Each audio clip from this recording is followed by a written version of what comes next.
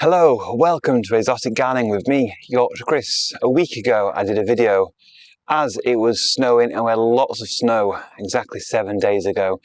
7 days have passed and look behind me, you can still see all that snow. Let's take a look around the garden and see if the snow is disappearing, what damage we've found already in the garden and what we can expect to see as the temperatures warm up. So welcome back to the garden on this sunny but very cold day. As I said in my midweek video, it's been very cold. We had temperatures forecasted down to -10, -11. Thankfully, it didn't get that cold here. We had -5, -6, -5, -5. So that is cold enough, and the ground is still completely frozen. Although there's a lot of green in this image, as we'll see as we go through the garden, there's still a lot of snow and especially a lot of ice, and this will have affected plants in a few ways which we'll talk about. Let's go down. Thankfully things like this Trachycarpus princeps have pretty much defrosted. Bit of frost on there, and the bamboos have gone back to where they should be, which is up there rather than bent over, as we're heavy with snow. If we just look around, beautiful bootia gets the sunlight, so it does defrost a bit each day. Even when it's frozen at ground level, you do get a bit of warmth with that sunlight just to defrost most of the plants that are actually in the sun like this, which is great, and the same with the pseudopanax up there as well. But back to the main part of the garden. You can see we still have lots of snow on the ground here. Thick, heavy snow. And this is a cold part of the garden because there's no sun at all in this part of the garden in winter. I said I'll protect some of my plants. Well, you can see here, if I pan down, you can see my tree fern. They have got a bit of fleece over them. This one's been fleeced, still got some green leaves on this one, but they could blacken in time. We'll pan round and we'll go down the garden. We will look at every plant individually. I'll just pick out some key things. One thing we've got down here, it's not cold damage, it's the weight of the snow damage. So there, unfortunately, is a full branch of a Schefflera. It's broken off with the weight of the snow. And if we just look up, we've got the Schefflera there defrosting, but still droopy foliage. That is nothing to worry about in terms of it looking like that. It will perken up once the sun gets onto it. You can see the top, with a bit of sunshine on that, and it's defrosting a bit. But the weight of that snow has caused that damage. And that is not the worst of it, because if we just look across here, we can see we have my loquat tree completely snapped in half, completely broken in two there at that joint. So let's get a closer look at that.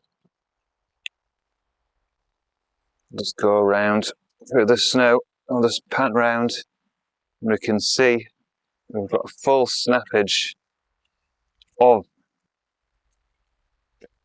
the loquat tree down there, and the whole plant is actually falling over as well. So if we just look down, it's actually come out of the ground pretty much there, so we might be losing the whole plant, unfortunately. Definitely at that snap point. It should grow back if it was still planted in the ground, but like I said, if I just touch this branch, you can see it's pretty much come out of the ground there of all the weight of the snow, because this is a big evergreen leaves on this plant, and all that heavy snowfall overnight all at once has meant that it's fallen over like this. And as we look back, you can still see lots of snow on the ground. So that's probably my worst casualty. Schefflera losing branches and the loquat tree. Down here we have got the Gunnera cryptica covered in snow. That should be fine, it's hardy enough. and then we'll go over the bridge into the sunlight. Look at Jabea, not protected at all, but because it's in full sun, it defrosts every day, and it's looking okay at this stage. But an important thing to talk about when talking about damage, especially with palm trees, most of them don't show damage straight away. It can look fine until it really starts trying to grow in spring and summer. So you could lose the plant or the growing point in even as late as like July and August. You think you've got a nice happy plant, and then all of a sudden the centre just pulls out, because over winter it's killed the central growing point, which is in the top of the palm tree before the leaves come out, and that's slowly rotted in the centre, still looking green on the outside. And then as you think you should have growth, what happens is the plant sort of pushes out the dead foliage from the centre, or indeed stops completely, and then you'll just notice it just fall in the wind, or you can pull it and the centre falls out. But we're not going to get there yet, and hopefully things like this Jabea won't have that sort of damage. If you look up above, we've got the big eucalyptus trees. I was very concerned about these because, again, heavy snow on these big leaves. These trees are weighing over, but they've bounced back, they're straight back up, which is good to see. The pond itself, where we are now, we'll just pan around, that is completely frozen over. I keep breaking that just to get some air into the pond. That's completely thick ice in there. I expect it'll be like that for a few more days, although the whole place should thaw properly sort of Monday, Tuesday this week as temperatures rise a little. As we go around, we can see some nice patches of ground and foliage here because this is the sunnier side. But we'll go around this path.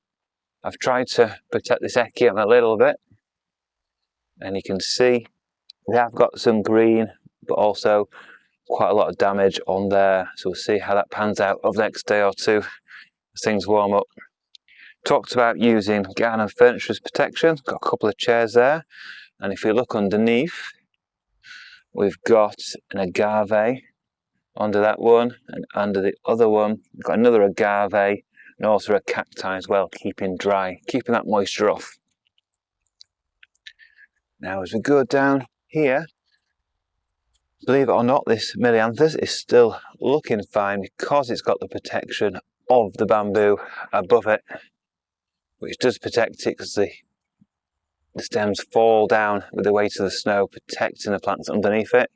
And amazingly, that's what's happened down here, where we've still got some houseplants, Triscantia, still hanging on. It's not quite dead there, it's not blackened off. So that, believe it or not, has just about got through 4 or 5 nights of -4 to -6, which is pretty good. It shows you how overhead protection really can help give that extra microclimate to plants. We'll go down to the bottom of the garden, where there's no snow on the ground here because of the eucalyptus tree. But let's look at the back. Let's look at that. This is a full week after we had snow. Did my snowy video last Sunday. It's Sunday again now. Look at the fields beyond my garden. Completely covered in snow still, even in the sun. It's been so cold. The daytime temperatures, the highest thing we've had this week is 2.5 degrees. That's it. So we had a load of snow. It's not got above 2.5 degrees in the air. The ground's been completely frozen for a full week, and that's why you've still got all that snow and ice on the fields. And that's what the plants are feeling as well. Natural protection for these tree ferns from the eucalyptus trees above, so you've still got some green leaves, even though they've not been given any extra protection from me. It's still relatively green, but we'll see how that fares when temperatures warm up, because they can blacken over a week or two when the temperatures rise. We'll go through here. More greenery, which is nice to see. But then we go back into the snow. And as we go down here, we can see these are pink chinas. These pink china stumps, you can see they're not protected at all, still covered in snow. And we'll see how they come back in spring. So obviously we do the follow-up videos in spring, summer and autumn and winter. And you can see how these plants will recover even with all this snow. So that's those plants, Eucomis, there's cannas, there's dahlias under there as well. Our path is very, very snowy and icy. And then we'll come round and we'll look. There's my Brighter Marta. Because of those low forecasted lows of down to -10, -11, you can see there's a little bit of fleece in the centre. So I will remove that today so it can dry out and enjoy the sunshine. And then we've also got the agaves underneath, under there, under that protection. So we've got the Montanas looking okay. And we've also got the Americana, which is not looking as good. The centre looks fine, but the weight of the snow has actually squashed the top. It's pressed down all the weight of the polycarbonate and it has squashed the top, unfortunately. The lower leaves, you've got spotting, and this spotting can progress into the centre, so I have to watch out for that when the temperatures warm up into spring. But probably, if we don't get any colder temperatures, that could be okay. The Montanas, I'm sure they'll be fine at the temperatures we've had. It's not just temperatures though you've got to watch out for, it's the duration of the cold. Like I said, we've had a full week where it's been literally freezing. Ice days, pretty much. So it's been very cold day and night, so it's not had time for plants to recover, apart from the big plants that are in the sunshine, where some parts of the plants have been able to defrost. Now we'll just look at this beautiful linifolia. That's looking nice, so it's got snow in the centre, but that will be fine. I'll try to get back to the main path. And we'll just walk down this side, and you can see here we have got a couple of domes, some cloches under there. We've got a couple of cacti. Just try to keep them dry. And one plant a lot of people have been asking about is my Canary Island date palm, Phoenix canariensis. That's in my front garden. So I'll just get through this snowy, icy bit and we'll quickly look how I've protected my Canary Island date palm.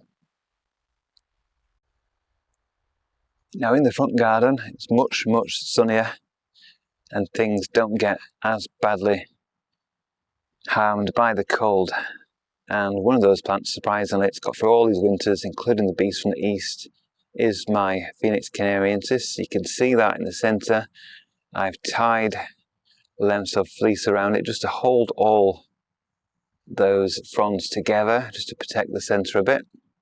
And so far, it still looks nice and green. Obviously, with time, it might brown and die off, but I'm pretty confident that that'll be fine. You see all the bamboo around it, the waggy behind it.